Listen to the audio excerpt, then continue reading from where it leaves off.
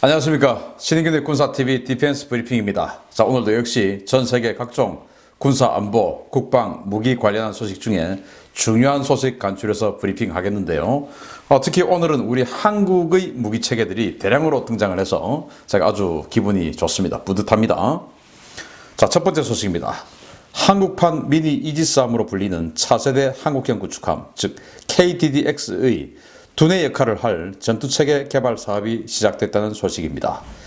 방위사업청이 28일 아침 제126회 방위사업추진위원회를 열고 한국형 차기 구축함 KDDX의 전투체계 개발과 올해 4, 4분기 계약을 확정지었습니다. 방산업계 관계자는 오늘 확정된 KDDX 전투체계 개발 사업안에 따라서 국내 유력 방산업체인 한화 시스템과 LIG 넥스원이 수천억 원에 달하는 이번 사업을 수주하기 위해 수주 총력전에 나설 것이라고 전했습니다. KDDX는 오는 2030년까지 기동함대의 핵심 전력으로 활약할 기준 배수량 6,000톤, 만재 배수량 8,000톤급의 고성능 방공구축함 6척을 전력화하는 사업인데요. 전투체계 개발에만 6,700억 원의 사업비가 투입되는 대규모 사업입니다. 이 전투함은 8,000톤급의 선체에 장거리 유도포탄 운용이 가능한 신형 127mm 함포, 다양한 미사일 운용이 가능한 한국형 수직발사기 KVLS-2 64셀, 한국형 초음속 함대함 미사일 등 강력한 무장을 장착하고 국내 개발한 위상배열 레이더를 탑재해서 이지스함에 버금가는 수준의 방공 능력을 갖출 예정입니다. KDDX용 전투체계가 올 연말에 본격적으로 개발이 시작되면 2020년대 중후반 이후에는 초도함의 모습을 볼 수 있을 것으로 기대되는데요. KDDX의 배치와 기존 DDH의 개량이 함께 병행되어서 미래 안보 위협에 효과적으로 대처할 수 있는 강력한 기동함대가 탄생하기를 기원해봅니다. 야, 참 잘생겼죠. 이것보다 더 잘생긴 안도 있고요. 아까 보셨듯이 지금 이건 뭐 대구급처럼 생긴 거의 좀 큰 확장형인데 보시다시피 일체형 마스트 뭐 이런 거 완전 기본으로 다 되어 있고, 그리고 127mm 함포 마크 45를 국산화한 127mm 함포죠. 여기에 장거리 유도 포탄이 들어갑니다. 지금은 무유도 포탄이니까 하나의 타겟을 공격하려고 하면은 뭐 여러 발 빵빵빵 쏴가지고 그 중에서 이제 한 발 얻어 걸려야 되는 것이죠. 그런데 유도 포탄은 굉장히 비쌉니다. 그런데 무유도 포탄을 10발을 쏴서 한 발을 맞추는 것이 효과적이냐, 아니면은 즉 유도 포탄, 아주 가격이 비싼 유도 포탄 한 발을 쏴서 한 번에 그냥 격파하는 것이 효과적이냐. 당연히 그래서 한 번에 격파하는 것이 훨씬 더 효과적일 수 있죠. 따라서 유도 포탄 가격이 비싸다 하더라도 그 가격 비싼 것만큼 가치가 있으니까 유도 포탄 나중에 가격 나오면 깜짝 놀랄 수 있습니다. 깜짝 놀랄 일이 아니다 라고 말씀을 드리겠고, 이제 KVLS-2라고 있는데 여기 전방에 48개, 후방에 16개, 여기 이제 뒤에 또 있죠. 이렇게 해서 KVLS-2 64개가 들어가는데, 이 64개의 KVLS가 기존의 KVLS 한국형 수직 발사기보다 덩치가 좀 커졌다라고 합니다. 그래서 여기에 당연히 사정거리가 좀 더 긴 미사일이 들어갈 수가 있고 덩치가 좀 더 큰 미사일이 들어갈 수가 있어요. 여기 이제 한국형 초음속 함대함 미사일이 또 장착이 될 수가 있는데, 함대함 미사일 보시다시피 지금 여기 있어요. 이 미사일들이 한국형 초음속 함대함 미사일이 될지 아니면 이 수직 발사관에 들어갈지는 아직은 알려진 게 없습니다. 아니면 지금 이제 운영하고 있는 해성하고 섞어서 운영을 할지, 그것도 지금은 아직 결정된 바는 없고요. 아무튼 이 8,000톤급의 이 군함이 우리가 이제 나오게 되면 그야말로 우리는 기동함대를 가지게 되는데, 기동함대 3개의 전단을 만드는 것이죠. 그래서 하나의 전단에 6척의 이 구축함들이 들어가는데, 지금 충무공 이순신급 구축함 6척이 있고, 그리고 이지스함 6척이 될 거죠. 그럼 12척.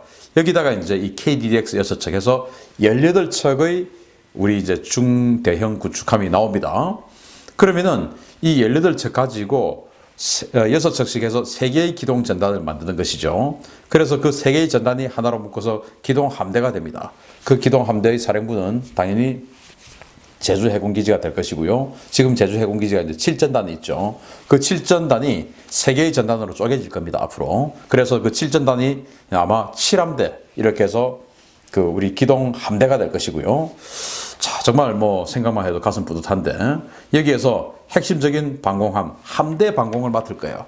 기존에 있는 이지스함들은 탄도탄 여격 능력 이런 여격을 하게 되는 그런 군함이 될 테고 탄도탄 여격을 이지스들이 하고 있을 때 이 KDDX는 그 함대를 방공해주는 함대 방공 그리고 이제 이 충봉 이순신급들은 자함 자신을 스스로 지키면서 대잠 작전 이런 것들을 해주는 그런 역할을 하게 되겠죠. 그리고 이제 시간이 지나면 충봉 이순신 이것도 이제 나온 지 그때가 되면 30년 다 돼가니까 새로운 충봉 이순신을 대체해 줄 수 있는 그런 군함을 또 만들어 나가야 될 테고요. 아무튼 이렇게 되는데 아무튼 이 KDDX 원래는 2020년대 초반에 나오려고 했는데 이지스함 3척 추가 건조하면서 뒤로 좀 밀렸습니다.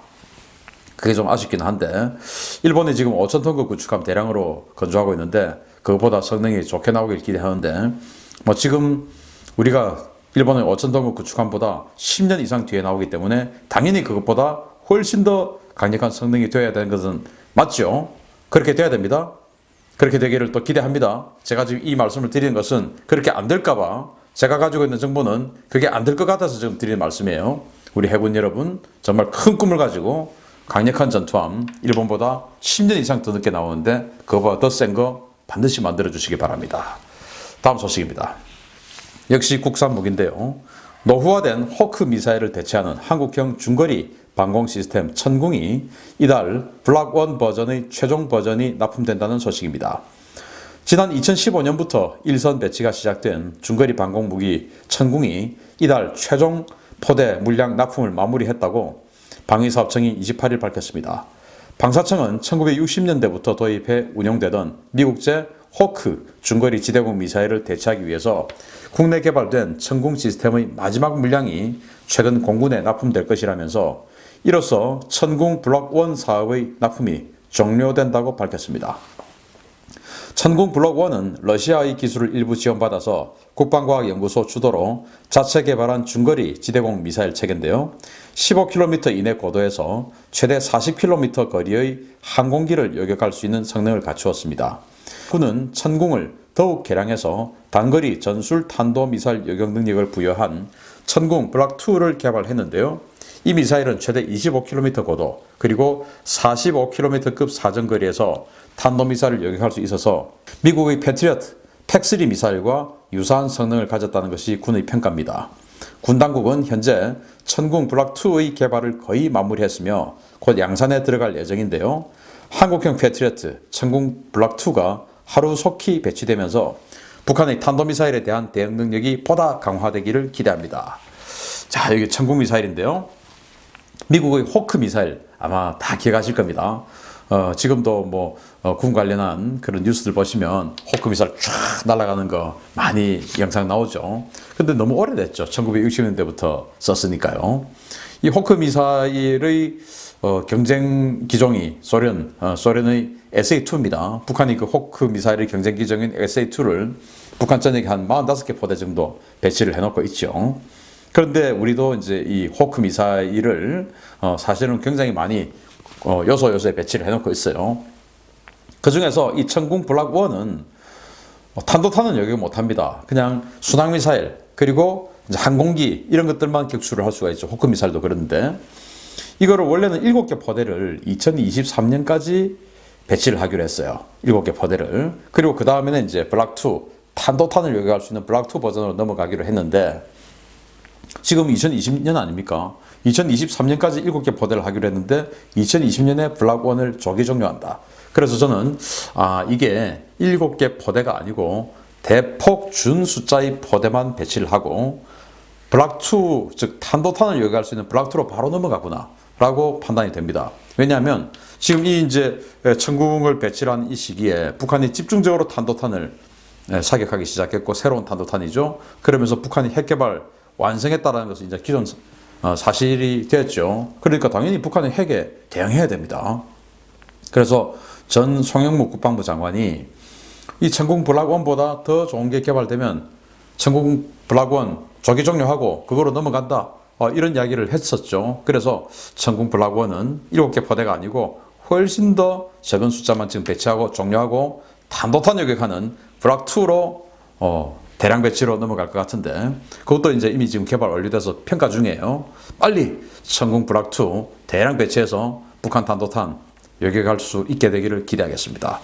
아무튼 우리 과학자들 파이팅입니다. 북한에 정보 넘겨주지 마세요. 68만 건 USB 이런 거 담아와가지고 북한에 들어가면 큰일 나죠. 조사 잘해야 됩니다. 세 번째 소식입니다. 영국이 7개월 만에 이라크의 바그다드 인근의 이슬람 무장단체에 대한 폭격을 재개하며 실력 행사에 들어갔다는 소식입니다. 영국 공군 유로파이터 타이푼 전투기가 지중해 동부 키프로스에서 발진해서 이라크 동부 깊숙한 지역의 이슬람 무장단체 기지를 타격했다고 영국 국방부가 현지 시각 25일 밝혔습니다. 영국 국방부 대변인은 지난 4월 10일 이라크 바그다드 북쪽 200km 지점의 투즈 쿠르마 일대에서 최근 활동을 재개한 IS 부대를 식별하고 공습을 실시했다고 하는데요. 이번 공습 작전은 미 공군의 MQ-9 리퍼 무인 공격기가 유도했다고 영국군은 밝혔습니다. 이라크 정부는 지난 2017년 12월 하이다르 아바디 총리의 종전선언을 통해서 이라크 내에서 IS와의 전투는 끝났다고 밝혔지만 IS는 이라크 정치 불안을 틈타 최근 2-3년간 빠르게 전력을 재정비하며 곳곳에서 재기를 시도해 왔습니다. 시아파가 주도하는 이라크 정부군은 최근 3년간 이라크 전역에서 준동하는 IS 잔당을 소탕하기 위해 총력을 기울여 왔는데요. 최근 친이란 시아파가 전국을 주도하면서 미국과의 관계가 악화되자 이라크 정부는 군 당국에 IS 소탄 작전 시에 미군과 영국군의 도움을 받지 말라는 지침을 내린 바 있었습니다. 영국의 이번 공습은 이라크 내에서 미영 연합군의 실력을 과시함으로써 연합군 없이는 이라크의 치안도 없다는 것을 이라크 정부에게 보여주기 위한 일종의 무력 시위로 풀이되는데요. 이라크 정부와 사전 협의 없는 이라크 내 무장단체 폭격에 대한 이라크 정부의 반발이 예상됩니다. 유로파이터 타이푼 전투기, 스텔스하고만 안 붙으면 또 가동률만 보장이 되면 정말 성능 좋은 전투기죠.